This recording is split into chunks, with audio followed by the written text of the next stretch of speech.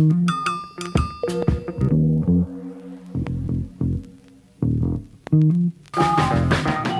spent my whole damn life in the city. I could go for broke, but the capital is in me. I spent my whole damn life in the city. Anywhere I go, DC's coming with me. I spent my whole damn life in the city. I could go for broke, but the capital is in me. I spent my whole damn life in the city. Anywhere I go, DC's coming with me. I spent my whole damn life in the city. I could go for broke, but the capital is in me. Welcome, everyone, to District Divided, a DC sports podcast, more specifically a Commanders and today Wizards podcast. I am Amit. That is KDot with a new background. KDot, how are you? Where are you? I'm in a rich white person's house. That's great. Congratulations on it. I'm dog sitting in DC with the girlfriend, and I'm on my phone because again, get the computer set up and everything to work properly here. So, okay. Doing it up, man. You know, I'm tired of shit. Intermittent fasting, drinking energy drinks with no sugar. This whole thing. I've lost like 7 pounds in the last like 3 or 4 days. There you go. Can you show us that energy drink one more time, more centered in front of your face? We didn't get to see what it was. A Celsius. All right. Celsius. This Strawberry podcast guava is not brought to you by Celsius, but KDot is. Let's go ahead and talk about. It's the only ones that I don't taste like the no sugar shit. I will say, if they want to give the endorsement, yeah. Well, there you go. Well, we'll be. And they're shaped really nicely. If you want to use the instant, I'm sorry. Our people will reach out to their people, which is something that Bradley Beal and the Wizards hoping happen with a different team in the NBA.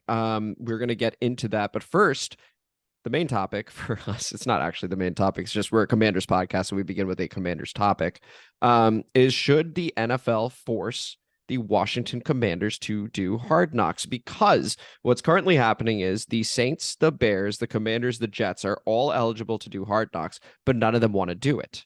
Ron Rivera has said that he does not want to do it after he did it with Carolina. To the point, the NFL has asked the Lions if they want to do it for a second year in a row. And I think people will be all right with that, but we've already seen the Lions. So I think they should force one of the teams. Should it be the Commanders, KDot? I thought that was the rule. I thought that they were eventually going to have to force somebody to do it, which is why they had the rules in place at that particular point, right? So, like, I don't understand why it's even a discussion in that sense. And, like, the last 2 weeks you get, like, Mike Florio and everybody saying, well, the Washington hasn't publicly stated that they didn't want to do. I'm like, look, it should, if you have these, 3 teams eligible to do it, then throw them in a fucking hat, pull one out. Like, I don't understand. It's the way that they've made Hard Knocks seems that it's a compulsory thing. So I don't understand any of the back and forth necessarily on it as much as just let's do it. I'd rather just know who's fucking doing it at this particular point. Like, we're getting to this crunch time where I just want, let's get prepared to fucking do it or not do it. We've already ranked what it is we thought would be the best place to see it or whatever, but I don't know. I don't understand all this bullshit. Just make a decision. I know. I mean, imagine something being mandatory at work or something like that, and you're like, actually, no, I'm not really interested in doing that. And they're like, okay. Like, that would be pretty sweet. I would love to be able to do that, but you can't do that. And I don't know how these teams have managed to finagle their way into the NFL asking the Lions again. I agree with you. Actually, why don't you just put their names in a hat or lottery balls and televise it? I'm willing to bet there are no sports on right now outside of baseball. Oh my God. So people would watch that. Come on. Let's be real. That it's already over.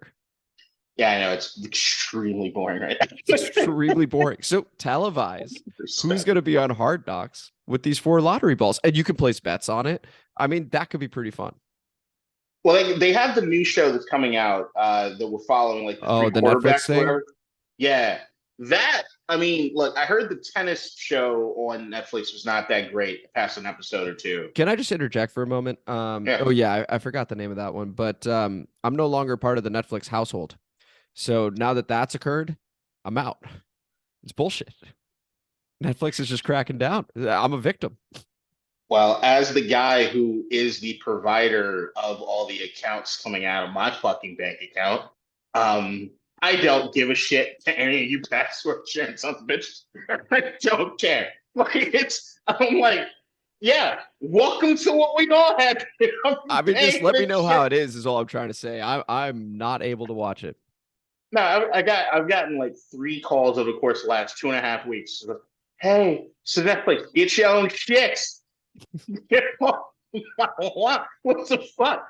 Where you get your family members? You come in and sign us up for Disney Plus. You just want to come in and say fuck off. All right. Sorry, I'm probably just made somebody really mad with that. No, Look, we got the power dynamics different. I'm the moocher and I'm upset. You're the one that's providing those in, we believe, need. that's why I never have And you're any going, fucking you money. fucks, just get away.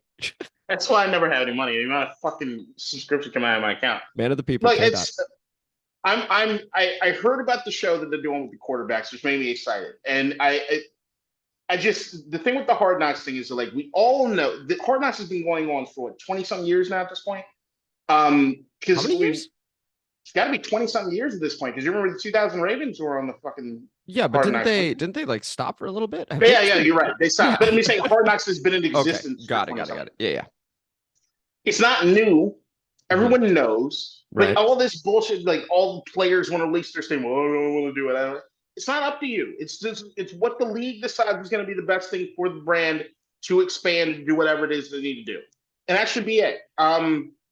It should be it. And like we said, it'd be interesting for us to have it. If any year that we were going to have it, let's fucking do it. I want us to get it the fuck out of the way. And then we don't have to worry about it or have any of the conversations on what it is going to happen with Hard Knocks for another how many fucking 20 years or whatever we want to have. I think they should force the Jets to do it, and I think next year we should do it when we have new ownership officially.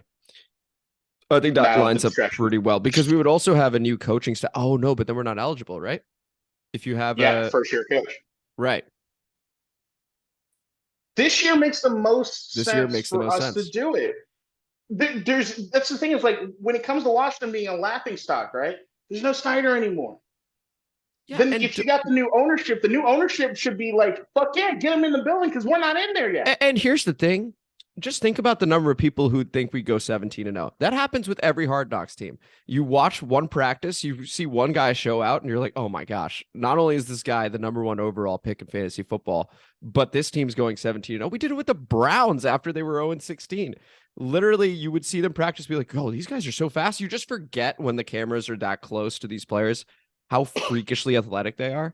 And then you become the darling team for a little bit. We could become the darling team if they force us to.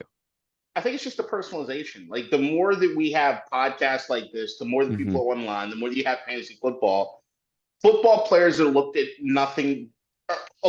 as a bag of statistics and a commodity to be traded here and there, right? And the moment you start to personalize it, the moment that Hard Knocks is great for the one thing that Hard Knocks has done above anything else is humanize the football player. Yes. Like, with cut day, you feel fucking bad. Oh, you hate that episode. Yeah. You hate it's tough. The veterans. I know you look throughout the years, the amount of quarterbacks that have become guys you're like, oh, I'm kind of rooting for that dude. Because you've seen the way they handle themselves on the field, off the field. It's just that's one of the great parts about Hard Knocks. Yeah, I'd love for this franchise to get some positivity around it, with some guys looking at us and being like, hey, these are some dudes that we can really root for. And I think the fans would even look, social media, we have access to these players quite a bit, but I just think for even us as the fans, it will be something really positive to get our hearts really back in it as we're going through this transition. I think it's a perfect time to do it if we're going to do it. Yeah, I certainly do hope we do it now, because initially I was like, oh, well, the Jets, they got Rodgers, they got Saul. We've talked about this. But then the likelihood that we do have a new head coach by the start of next season it's not zero. 50-50, honestly. It depends on how this season goes. Depends on how everything hinges on Sam Howell. If he plays great, Ron Rivera's sticking around. If he doesn't, well, probably new coaching staff. So this would be the year to do it. So honestly, I hope the NFL forces us to do it. I think it would be a lot of fun. And also, I mean, just being able to watch each week, and we would have more episodes to do as well. I think that'd be a total blast. The only dark horse I'd say is the Saints, because John Gruden's around. Really? There was a clip that got released yesterday on Twitter about how John Gruden's a football guy, and it's John Gruden coaching up some of the Saints players. And he is, as much as I think he is slightly above average or just mediocre at best when it comes to being a head coach, He's entertaining. There's nothing. Oh, he's around entertaining. He's definitely entertaining. All right. Well, that's enough Commanders talk for the day. Once again, it is a slow news cycle over there. But hey, let's talk about some big NBA news and local. It was reported by Shams and Woj, the big guys, the big Twitter heads, that Michael Winger, new president of the organization, along with Will Dawkins, GM, they are going to be looking at trade possibilities for Bradley Beal. And a lot of fans have been saying, let's rebuild. So this is music to the ears of many, many Wizards fans who are now going, okay, we can get a high pick moving forward. If we lose enough games, increase our odds, we can actually try and break through this cycle of mediocrity. Again, we have not been to a conference finals in many, many years. Let alone an NBA finals, right? I mean, we're talking like 40 or something like that. It's insane. So KDot, when the news came out, what was your initial reaction to it? And then the other question is, where would you want to trade Bradley Beal and for what? News came out. I think my initial response was no shit. New GM's in place. The Bradley Beal contract, like Brad played it perfectly as far as where it is that he needed to be. We saw it 2 years ago when they shut him down. Then he go into the offseason and all right, contract time. Everybody knew there's no other star on the team or anywhere close to sniffing star status. It's Bradley Beal. He's done right by the organization for how many years? It's time to do right by him, right? So they pay him. The only thing that I didn't like in that trade, I mean, there's a lot of things not to like about that contract, right? But the main thing was the no trade clause. It was like, oh, you give him a little bit. You get a little bit much with that, right? Look, I'm not one that has a list of places that I want Bradley Beal to go to in the sense of what it is we can get him back in return. At least not right now, because his value is so weird at this particular point in time. So you have the contract for his caliber of play. He's been injured the last 2 seasons. He, while he shot his highest percentage last year, it also wasn't a winning product at all. And then you have him sign a fucking Supermax deal. You look around the league, it's like, all right, well, who wants that? So the short list would be what? Philadelphia if Harden leaves. You hear the Bucks are talking about it. And then there might be 1 or 2 other teams that try to get it Miami. Yep. And the Kings are another one. So the only Western Conference team right now that we've heard about are the Sacramento Kings, Spencer's team. So that's the thing. Is like I look at this and I'm like, I'm not in a rush to do the trade, at least at this particular point in time. And I'm putting Bradley Beal and KP basically, Kristaps Porzingis in the kind of the same bucket at this particular point. Especially with Kristaps, the rumor is he's picking up the player option if he hasn't done it officially already. Right. The idea is that those are the 2 key cogs, and also depending on what Kyle Kuzma does as far as the option, those are your trading assets, right? Those are the guys that you got to determine what it is you're going to do. I'm not one that says that, like, I don't believe in tanking per se for anything. I do believe in having a plan, and I do believe in working towards the plan. I don't believe that Tommy Shepard or Washington have had a plan in decades. And really, I'm not going to say decades. They haven't had a plan since John Wall and Bradley Beal got them. Yeah. There's been no plan since then. And I just want to know that somebody has some sort of vision on what it is they're doing. But the most important thing for me with Washington is not how many bites of top 5 draft picks they get. It's can we develop the fucking players that you get? Because you look at the NBA championship. That's been a big problem. Teams, yeah. How many fucking players end up passing through Washington to go win a championship and being a contributor for a championship team somewhere fucking else? Like, I look at there were moments even in this playoffs where you looked at fucking Rui and I'm like, God damn it, man. Like, see, ain't no life concern. And it's just like, if we don't learn how to develop guys, none of it's gonna fucking matter. You look at Denver. How many top picks did Denver have? None. Like that squad is a bunch of just dudes that they play together, they develop together, they kept on with the plan. They didn't bail on anything. They just worked through it, and then they got to championship glory. You got to kind of do that, or at least have some sort of competence in the room to get that. So if I'm hearing you correctly, you're less about And I actually really like your take here because I think a lot of us are getting bogged down in what can we get for Bradley Beal. I think his trade value is fairly low. That's an aside, though, from what you're saying, which is forget what we're getting and let's focus more long term and go, what is the general plan? What is the culture? Are we developing players? Because if we cannot develop players, then what does it matter what we get in return for Bradley Beal? Because we are going to mess it up anyway. Is that fair to say? To a certain degree, it's just the idea in the NBA is that, like, when people say trust the process, right? So like what Philadelphia did, they still don't have a fucking championship. So it's like there's Boston. We're gonna do a rebuild. Everything there's. I'll tell you this, guys. Sidebar: there has been not a team in the history of the NBA that has done more with one championship than those 2008 fucking Boston Celtics, and we need to revisit what the fuck they did and where it is they stand in Lexicon of history. Okay, we really do. But you look at Boston; they don't have a championship since that 08 team, right? So like, it is of my understanding that unless you build a team long-standing that works together and you progressively get better, right? The only thing you can hope for is a generational superstar talent falls to you. Mm-hmm. So like Victor Wembanyama, he's the superstar generational talent. That's a season you can tank for to go get that guy. If LeBron James is coming out, you tank that season to go get that guy. Kobe Bryant, like that sort of thing. Majority of NBA seasons, you don't need to fucking tank. You just need to get the best guy that you can and work and develop that guy. And that's what I just want to see Washington do. Because I like some of the dudes on this team. I like Denny Avdia. I like Corey Kispert. I'm like, what do we have with them? Do we even know what we have with them? Right. Okay. No, I think that's a really good take. And you want to see players develop. Like you said, Rui, then you see, this isn't a player development thing, but then you see KCP being incredibly productive for Denver. He was just here. Like, there were a number of guys that you would see, and congratulations to KCP, to Thomas Bryant, those guys that were here and managed to get a chip. And Jeff Green, Hoya legend. Very, very happy to see Young get himself a NBA title. But yeah, I think you are 100% right. And I think fans, we need to do a better job of focusing on what is the general plan.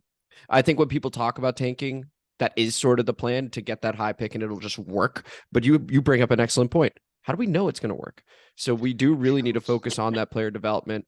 And again, so far, credit to Ted Leonsis. Listen, because a lot of times we're like, he doesn't care about the Wizards, stuff like that. He has overhauled the front office. And we got to give these guys a chance. And you can have cautious optimism about it, because for the first time, we're hearing about trading Bradley Beal as a possibility. Before, it was, let's build around him. Well, we learned that he's not, as we used to say on one of our favorite lines in the history of the Digital Divided podcast, that he's not a top banana. Okay? Not a top banana. We learned that. But I think that one thing that you did mention, there's two things that you mentioned that I do want to broaden a bit. One being the aspect of Bradley Beal and what he does as far as the way that the fans are reacting to this. Okay. I'm guilty of it every once in a while too, because of my general frustration with the Washington Wizards. Now, I have come or completely 180 over the course of last year on the Wizards, where I look at them as this. They are a team that are fun to watch every once in a while, and they are one of the cheapest things you can do in downtown DC for a night of entertainment. Take advantage. Like that's where I'm at with it, okay? In my opinion, there's only 4 or 5 teams that actually ever really have a shot at winning a championship every year, and I think that's even too big. If you're not one of them, at least you have somewhere to go watch some basketball every once in a while. It's not going to break the bank, which is fucking great. But the idea of the Bradley Beal right now, the level of, we got to get rid of this fucker. I think what's happening is the lines are being blurred towards what Bradley Beal actually means to this team and who he is as a guy, compared to our general frustration with the monotony of mediocrity in Washington. And I feel like, unfair to Brad, he's become the face of this. Yes, mediocrity. I would agree with that. It's just frustrating, because this is a dude that, like, the same way that Dame Lillard gets lionized in Portland for not leaving to a certain degree. I mean, it's finally kind of, the tides have turned a little bit in the sense of get the fuck out of there, you're not going to win something there. But with Bradley Beal, he's been a rock solid dude for this community and for this team for quite some time. It's not his fault necessarily that he's not a top guy. He's just not built that way. And he did a good job cashing out on that season where he was second in the league in scoring while, Russ was here. So, like, what's he supposed to do? Right? When you put it that way, I'm Bradley Beal. They're offering me this. What am I supposed to do? Like, take less? I know it just doesn't happen. It really doesn't, And so, and props to him for getting the no trade clause. I mean, you talk about what a front office we had, man. Oh, it's the only one in the NBA. It's the second part was the trade value part of it. That I did mention a little bit about Bradley Beal, and it's the same thing with KP. There is going to be a moment that Winger is going to have to make a decision on when to pull the trigger on this. I am of the idea that if you wait until the next season starts for Beal and KP, the trade value only goes up. The only issue and the risk with that is you're talking about two guys, especially recently, that do not have a track record of being healthy. And if that happens, then that is game over, guys. Run it back. Nothing else is going to happen. But I will tell you this. I am not going to be somebody who criticizes too harshly what Winger does as far as from a trade standpoint, because I understand the gambit and the gamble. I get it. And as long as he's got a plan that he's sticking to, I'm going to roll with it until I got another reason to fix it. I think if we do move Bradley Beal, no matter what it's for, it's good. And I don't expect it to be much. Just because, again, he's due like $58 million, something crazy in 2026 when he's like 33, 34. So like trading for that. And then again, that no trade clause goes with him. So if the next team wants to move on from him because they're like, man, he is making a ton of money, he can just veto it over and over and over again. So there is not a lot of trade value here, just to be clear. Dallas is going to end up being what's happening. It's going to be Dallas. It'll be Tim Hardaway Jr. Welcome back, fucking Davis Bertans. Well, it makes sense, right? Because you get Davis Bertans on that terrible contract that we gave him. You get one more year. We gave him. You have the option. But you have one more year before it just costs you $5 million to get out of it. The big other thing is that what's happening with the new CBA. I still haven't had anybody smart enough to explain to me exactly what's going to happen because I don't think anybody knows what the teams are going to do. No. But there's going to be a shift because it looks as though, from a superstar standpoint, your is two, period. And it looks like it's getting to that point. And if that's going to be the case, watch for a whirlwind of shakeups across this league. So I don't know how that ends up. And is Washington, do we want to be at the beginning of this CBA thing making moves, or we want to see how everybody else kind of pans out? That's a fair point. Let's see how it progresses. We're running up against a hard stop here, KDot, so we're just going to go over to the Comment Mailbag. No, it's fine. Hey, listen. It's my hard stop. I love it.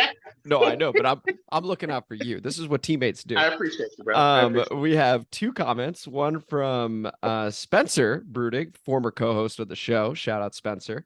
And Bloodklot. OG. Legend. We do have some Washington Sentinels mock-ups to show you guys, and they're pretty sweet. So stay tuned for that in just a moment. Beginning with Spencer, who actually does this magnificent thumbnail. So well done, KDot. Magnificent thumbnail. Don't even need to watch. This is going to be a good one. That being said, we know Spencer. He watches every single episode in its entirety. Appreciate you, Spencer, for the comment. And I hope Bradley Beal goes to the Kings and we get everything. And it's funny you say that, Spencer, because our views were lower, I think, on this episode than normal. And I blame myself partially because I didn't get the shorts done for this week. But I also think Amit's trying to fuck up the numbers at least this last week because there's a revelation about Amit in this last episode that I don't think he wanted a lot of people to see. But if you guys want to know more about what Amit does out there, and you touched your nose, I saw that. just saying, if you want to know, then you should probably tune in to last week's episode. A lot of people talk about things that they just want to see happen, and I am going to continue to stand against these rumors that are absolutely ridiculous. Unfounded. That being said, I love the bit. So I'm willing to lean into it. You designed a t-shirt? I already designed a t-shirt. I went through a t-shirt designing binge because I had this very problematic thought 2 days ago. And I'm realizing I probably made some mistakes. I would honestly probably buy the shirt because it's a great bit. It's a great bit. So shout out Spencer. Really appreciate the comment. That's coming from A Train. And then we got Bloodklot. What do you think about Kalik Hudson? A lot of buzz coming from camp about him. I had high hopes for him in his rookie season, but he had limited reps, but it looks like he's finally coming into his own. Like Howell, he showed his stuff in the final game against the Cowboys last season. KDot, Kalik Hudson, what do you think? I was excited also when he came out of college. He was out of Michigan, right? And then I thought because he was a little undersized for linebacker, but then a little too big or slow for safety, that they were looking at him as that Buffalo nickel hybrid safety linebacker thing, which made me excited. And then every time that he was on the field outside of special teams, it felt like a disappointment for the most part. But You're right. At the end of last season, he did come on a bit, especially in that last game. Because we haven't addressed linebacker like I know most of you want us to, then we better hope some of these motherfuckers will actually start. True. That's a good point. And Hard Knocks would be great for him, by the way. Hard Knocks would be great for Kalik. Everyone would be like, the Rodrigo effect from last year for the Lions. I mean, hey, could be a fan favorite. I'm just saying, and we're due. I mean, that's the thing is we always talk about it. We have Ron Rivera, we got Jack Del Rio, right? If there's any position that should be the one that you start seeing something out of, it's going to be it would be linebacker, and maybe Kalik is the one that this season takes the next step. Yeah, no, absolutely. And the thing about Kalik, and the thing about we've talked about it. The thing about camp in general and reports, there are a few different things I want to say here, but it all falls under the same umbrella, which is that practice is not the same as a game. So you can hear about someone doing really well, and really what you're getting is a tweet about one play from 6 different people, right? So you get it from Nikki, you get it from John Keim, you get it from JP Finley, you get it from Pete Haley. Like, you get it from all these guys, but it's the same play. You just hear about it 5 times. So there's an echo chamber there that we need to be aware of. 2, you can have 2-3 straight days of great practice. That's entirely possible. When the lights are on, and this includes preseason, the moment the lights are on, how do you do? And I think that's when the pressure is on. That's when you have an audience. That's when you need to make the play, and you're going against people you're not used to going against, right? Mm-hmm. Oh, I'm used to seeing Brian Robinson in the backfield. Okay, cool. Well, what about when you see DeAndre Swift in the backfield?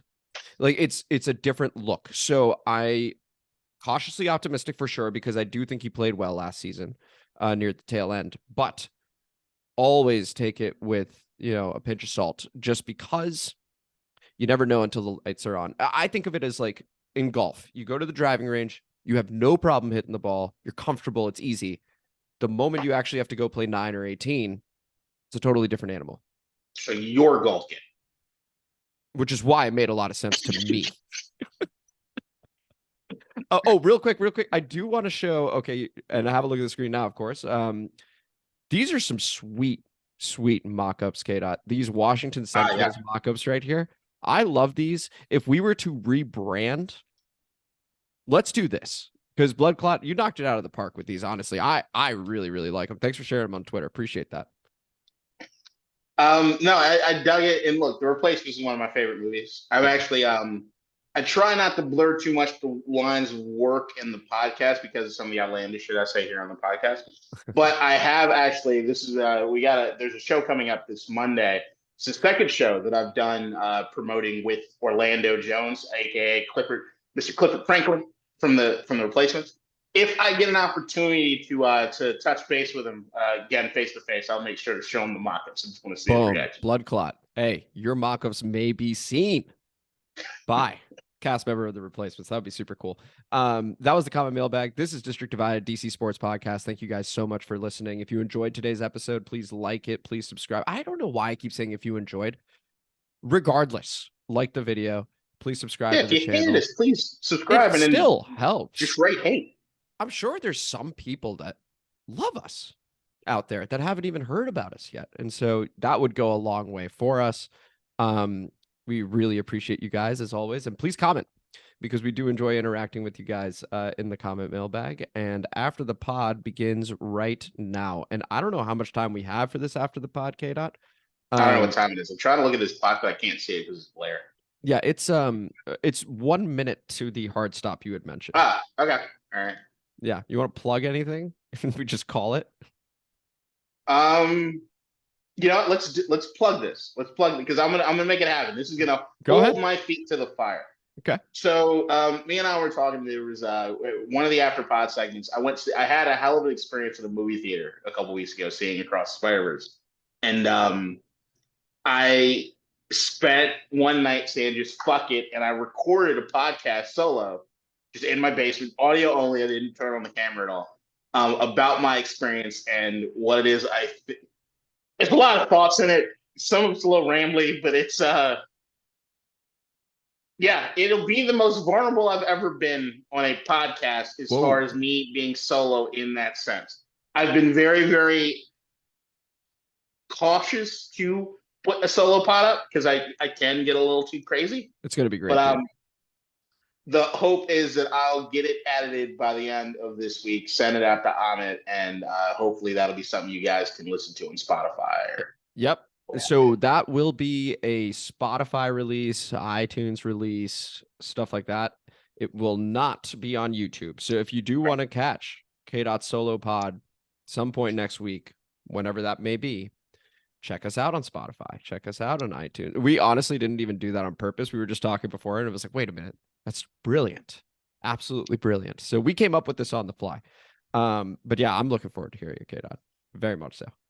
Oh, God. I have to do it now. It's a big moment. Yeah.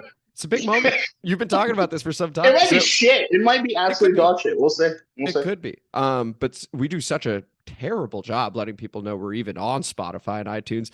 I think I might be the only one listening to this. Like maybe Bloodklot, Tony, Deacons, the OGs, Vindo, maybe some of them, but Earl Bruce. I don't know. Man, we got a nice little community, man. We want to keep building it, man. That's all we got to do. So let's love it. Diversify, but stay in our niche and do what we can do to make that base just grow, to make that family grow. And you all have a wonderful weekend. We will see you next week. Take it easy. Bye, everybody. In DC, we're just hoping that you listen.